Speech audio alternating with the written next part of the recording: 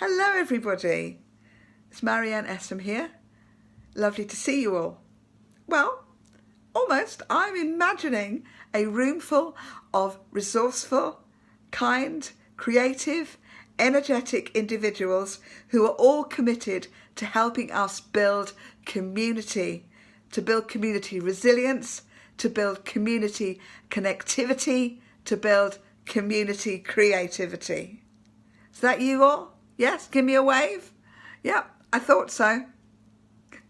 Anyway, I really hope you're enjoying the day. Hope ideas are popping up and connections are being made and that there's great things going to emerge from your day together.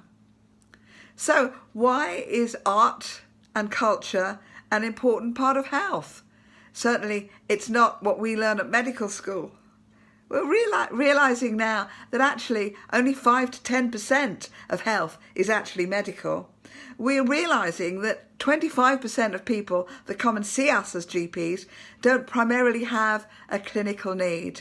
That for them to be well, for them to be fulfilled, to have a meaning and a hope and a future, a reason for getting out of bed in the morning, for them to have mental peace and stability, for them to have meaningful relationships, there are other things that need to happen. Things that I didn't learn at medical school, things that I can't make possible with a green prescription. So all of you, because you're here, understand the principles of social prescribing. And all of you are excited to bring your part with your own experience to help us, help our patients become truly well. And I'm really grateful that you are here today. I heard about a lady with quite severe rheumatoid arthritis.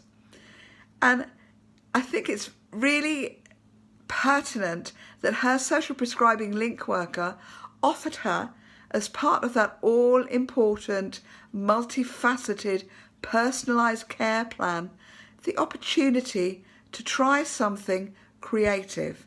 Now, her hands are deformed and swollen and painful and hot, and actually just doing very basic things for herself can be quite difficult.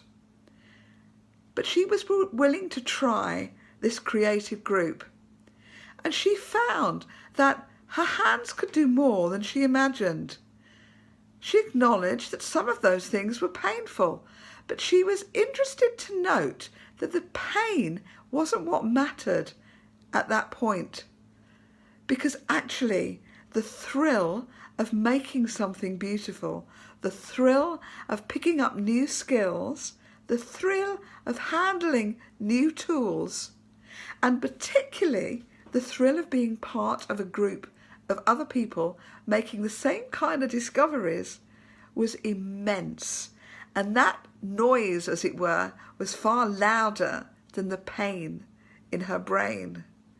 It was like she'd found a way to overcome pain by something very different from a pill. Then there's the chap that we took down to meet Prince Charles at Clarence house, who for years had been out of work, who had been really stuck in bitterness and grief. Wasn't really anything that was interesting anymore. He'd lost connection with his family and his friends. Mental health services couldn't help him much. He was part of a psychotherapy group for a while, but when that was decommissioned, he'd lost that connection. He was a very unhappy gentleman. But he took up the offer of a relationship with a social prescribing link worker, our community navigator scheme. And once that trust was established, there was a willingness to try something new. And via the Building Better Opportunities programme, our community navigator hooked him up with the 9 Lives furniture restoration group, and he started learning to refurbish old and broken furniture, things that no longer had a use and really weren't very beautiful to look at.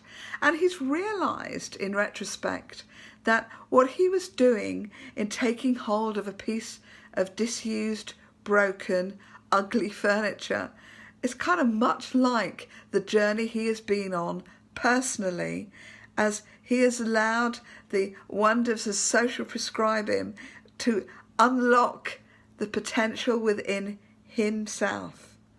Because as he smoothed that furniture down, as he put the effort in, gave it a coat of varnish, coat of paint, some new knobs, as he upcycled things and put them in the shop window, wondering whether this might just be what somebody has been looking for. The joy when somebody came in and said, "That is exactly what I need." When he was offered work experience in a garden centre, when after a few Saturday shifts, they realised that this guy really fitted with the team. This guy was exactly what they'd been looking for. Well, the same wonderful thing had occurred. He now works there 4 days a week in the garden centre and 1 day refurbing furniture, and he's completely changed. He's no longer resentful, grieving, grumpy, bitter, out of work. Indeed, he's employed, he's connected, he's happy. He's actually got a huge smile. He's got a great sense of humour. He's got a social life, and both his physical and his mental health, creativity can do to connect you with that better self and that better future. I'm absolutely convinced as a GP, which is why I spend any time I can talking about it. So, what are we going to do in the year of culture? I hope you guys are coming up with some brilliant ideas. I'd love to see a 2020 proms, if we could possibly organise that, with some tremendous music, maybe brought by some of the many groups, the singing groups and the disability or different ability groups that we have in Hertfordshire. That would be fabulous, wouldn't it? Let's get up some momentum. Let's get up some sponsorship from different people. Glad to see that Herts Valley's Clinical Commissioning Group have organised a bit of sponsorship for some pilot projects within primary care networks. Tim will be able to tell you all about that. And if you've got an idea that you think would fit in with the wonderful resources that we are building up in Hertfordshire, the social prescriptions, then please come forward and talk to us. And if you've got time to invite your local prescribing link workers in to experience a little of what you do, you will help them connect the individuals that they are seeing with new opportunities.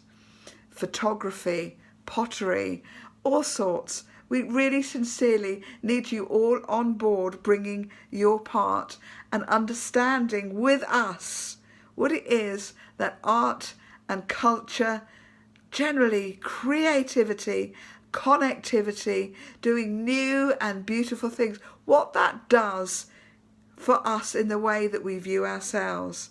That maybe we stop viewing ourselves as ugly and useless and realise that we too are beautiful and purposeful, that we are part of our communities, that we can put our hands to volunteering and to helping others find their way from difficult, dark, disconnected, maybe pretty useless places to somewhere much better. So thank you really for coming today. Thank you for listening. Thank you for contributing. I look forward to hearing the outcome of the day and look forward to working with you all in the months and the years ahead. Have a great time, guys. Bye-bye.